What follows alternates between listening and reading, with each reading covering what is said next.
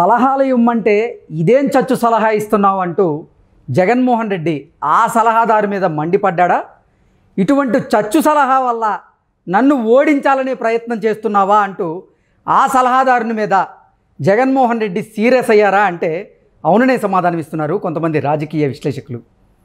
ఇక ఇదే అంశానికి సంబంధించి మనతో మాట్లాడేందుకు ప్రముఖ రాజకీయ విశ్లేషకులు ప్రసాద్ గారు మనతో ఉన్నారు. సార్తో మాట్లాడదాం. సార్ నమస్తే. సార్ నమస్తే అండి. మంచి సలహాలు ఇరా నాయన అంటే ఇదేం చచ్చు సలహా ఇస్తున్నావు అంటూ ఆ సలహాదారుని మీద జగన్మోహన్ రెడ్డి మండిపడ్డారని, ఇటువంటి చచ్చు సలహాలు ఇచ్చి ఎన్నికల్లో నన్ను ఓడించాలనే ప్రయత్నం చేస్తున్నావా అంటూ ఆ సలహాదారుని మీద జగన్మోహన్ రెడ్డి సీరియస్ అయ్యారు అంటూ ఒక వార్త సోషల్ మీడియాలో చక్కర్లు కొడుతూ ఉంది. సార్ ఇంతకీ ఆ సలహాదారు ఎవరు?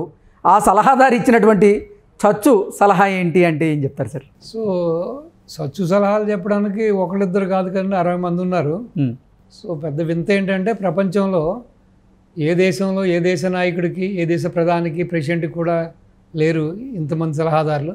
అలాగే మన దేశ ప్రధాని ఇంత 140 కోట్లు ఉన్న దేశానికి ఒక ప్రధానమంత్రికి కూడా ఇంతమంది సలహాదారులు లేరు.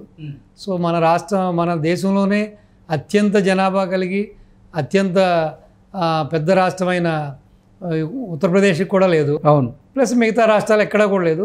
సో గతంలో పాలిటిక్స్లో తీసుకుంటే ఏ ముఖ్యమంత్రికి కానీ ఏ ప్రధానమంత్రికి కానీ లేని ఒక ఇంతమంది సలహాదారులు ఒక్క జగన్మోహన్ రెడ్డి గారు ఉండడం జరిగింది. మరి వీళ్ళందరూ ఇచ్చే మీరు చెప్పినట్టు ఈ సచ్చుపుచ్చు సలహాదారులు ఒకటి జగన్మోహన్ రెడ్డిని ముంచడానిక, లేకపోతే గట్టెంకించడానిక, లేకపోతే రాష్ట్రాన్ని నాశనం చేయడానిక, లేకపోతే రాష్ట్ర ప్రజల్ని ముంచడానికి అనేది చూస్తే మీరు గత 5 ఏళ్ళుగా చూస్తే ఇది కేవలం జగన్మోహన్ రెడ్డి యొక్క అవివేకం కారణమా, లేకపోతే ఆయనకున్న ఈ రాజకీయ రాహిత్యం కారణమా, లేకపోతే వీళ్ళు అతన్ని ఉపయోగించుకుని వీళ్ళ స్వలాభం కోసం ఈ విధంగా ఈ తుగ్లక్ సలహాలు ఇస్తూ అతన్ని తప్పుబాటు ఇస్తూ వీళ్ళ పబ్బం గడుపుకుంటున్నారని చూస్తే ఇంకా రకరకాల కారణాలు చెప్పుకోవచ్చు.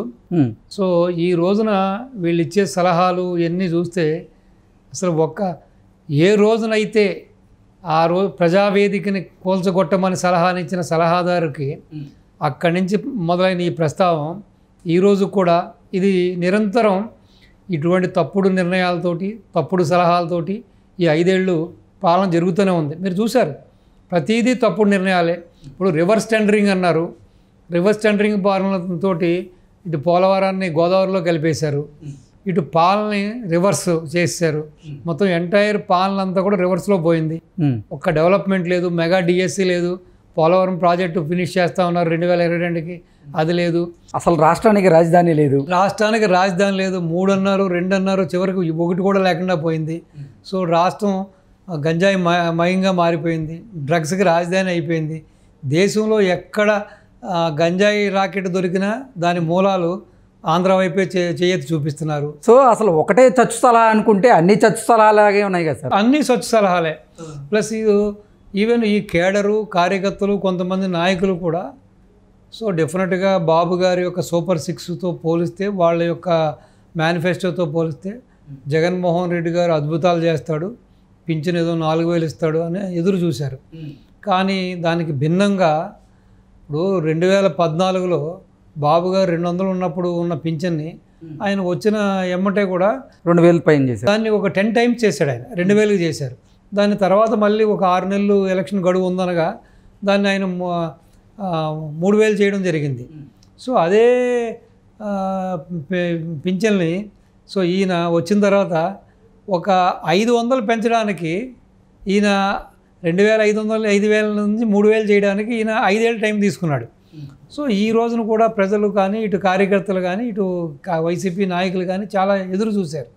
కానీ చివరికి మీరు చెప్పినట్టుగానే ఈ చచ్చు సలహాలు ఇచ్చే ఈ చచ్చు సలహాదారులు దాన్ని తుస్సుమన్నారు. దాని మీద కూడా వాళ్ళ ఆశల మీద కూడా నీళ్లు చల్లారు, ఆశలన్నీ అడియాసలు అయిపోయినాయి.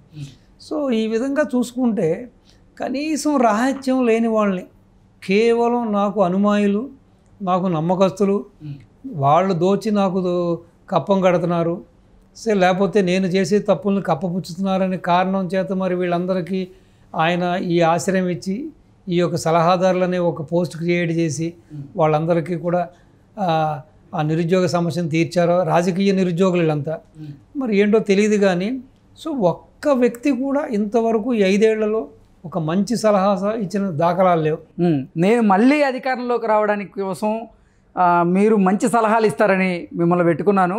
కానీ మీరు ఇచ్చే ఈ చచ్చు సలహాల వల్ల ఉన్న అధికారం కూడా పోయేటట్టుంది అంటూ జగన్మోహన్ రెడ్డి వారి మీద మండిపడ్డారు అన్నట్లుగా కొన్ని వార్తలు వస్తూ ఉన్నాయి.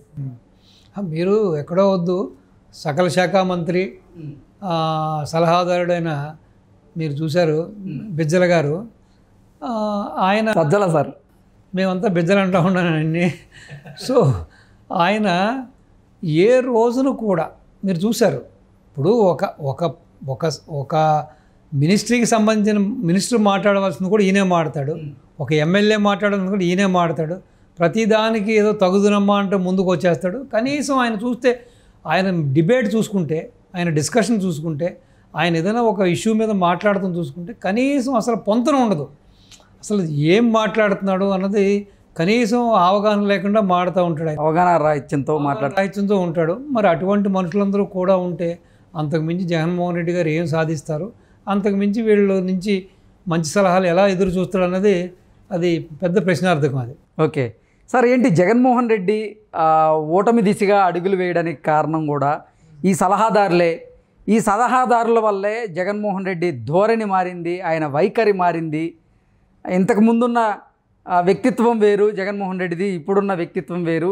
ఆయన వ్యక్తిత్వం మారడానికి కారణం సలహాదారులే అంటూ కూడా కొంతమంది సలహాదారుల మీద ఆరోపణలు చేస్తూ ఉన్నారు. కేవలం షర్మిల గారే చేస్తూ ఉన్నారు ఎక్కువగా.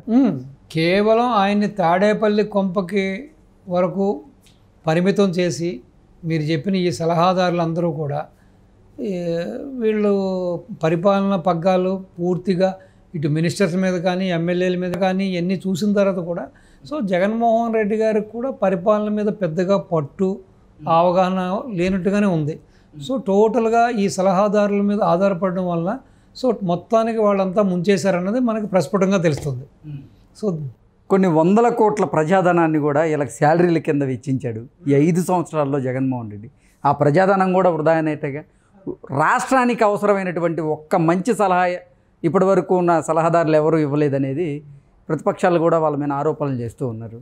సో రాష్ట్రానికి రాష్ట్ర ప్రజలకి సలహాలు ఇచ్చినా ఇవ్వకపోయినా కానీ నాకు తెలిసి ఈ సలహాదారుల యొక్క లైఫ్ మారడానికి, వాళ్ళ యొక్క బ్యాంక్ బ్యాలెన్స్లు పెరగడానికి, వాళ్ళకి కావాల్సిన వాళ్ళకి వాళ్ళ అనుమాయులకి ప్లస్ జగన్మోహన్ రెడ్డి గారి యొక్క ఆస్తులు కొన్ని వందల రెట్లు పెరగడానికి అవుతే దోడ్పడం అన్నాయని మాత్రం నేను విశ్వసిస్తాను. ఎందుకంటే ఇటు ల్యాండ్, శాండ్, వైన్, మైన్లో వాళ్ళు చేసిన దోపిడీ చూసిన ఇంతవరకు రాష్ట్ర చరిత్ర వదిలేండి, ఈ దేశ చరిత్రలోనే ఒక ముఖ్యమంత్రి అయిన వాడు ఆల్రెడీ ఉన్న మంచి మంచి బ్రాండ్స్ అందరినీ పక్కన పెట్టి తనకు సంబంధించిన తన లిక్కర్ కంపెనీల్లో తన ఓన్ బ్రాండ్స్ ద్వారా వ్యాపారం చేసి అది ఈ డిజిటల్ యుగంలో ప్రధానమంత్రి గారు మొత్తం టోటల్గానే దగ్గర దగ్గర 80 to 90% డిజిటల్ చేసి ఓన్లీ క్యాష్ అనేది ఒక 10%, 5% కూడా ఎక్కువ వాడకూడదు. ప్రతి వాళ్ళు క్రెడిట్ కార్డ్స్, డెబిట్ కార్డ్స్ వాడాలి, ఈ పేటిఎమ్స్ వాడాలి, ఈ గూగుల్ పేస్ చేయాలన్న టైంలో కూడా ఈ రోజున లిక్కర్లో మొత్తం 100% క్యాష్ అండ్ క్యారీ బిజినెస్ చేస్తున్నారంటే దానికి మరి కేవలం ఈ సలహాదారు సలహా అనుకుంటున్నాను. మేనిఫెస్టో ఇప్పటికే వైసీపీ రిలీజ్ చేసింది, అయితే అది ప్రజలను అంతగా ఆకట్టుకోలేదు. ఆకట్టుకోపోవడానికి కారణం కూడా ఈ సలహాదారులు ఇచ్చినటువంటి సలహాల వల్లే ఆ మేనిఫెస్టో జగన్మోహన్ రెడ్డి తయారు చేశారని. ఇప్పుడు టీడీపీ కూటమి మేనిఫెస్టో చూసిన తర్వాత జగన్మోహన్ రెడ్డిలో అసహనం, అసంతృప్తి మొదలైనవి. అసలు కూటమి మేనిఫెస్టోతో బేరీజు వేసుకుంటే వైసీపీ మేనిఫెస్టో చాలా దారుణాతి దారుణంగా ఉందంటూ కూడా జగన్మోహన్ రెడ్డి భావిస్తున్నాడు అంటూ కొన్ని వార్తలు వస్తున్నాయి సార్. అది నిజమే కదండి. ఇప్పుడు మన దృష్టితో మనం ఆలోచించినప్పుడే పేలవంగా ఉంది, అటువంటిది ఆ మాత్రం ఆయనకు అవగాహన ఉండదా?